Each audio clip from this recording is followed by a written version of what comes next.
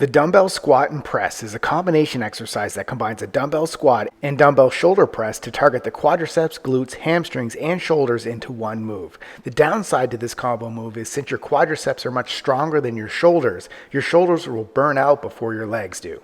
Therefore, if your goal is muscle building, it's best to do the two exercises separately with sufficient weight.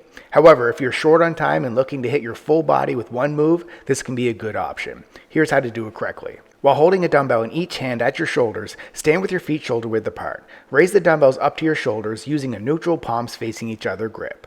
Complete a squat by bending at the knees and hips as if you're sitting back into a chair. Continue lowering until your thighs are parallel to the floor or slightly lower. As you drive back up to the starting position, press the dumbbells overhead, extending your arms fully and rotating your grip so your palms are facing forward at the top of the lift.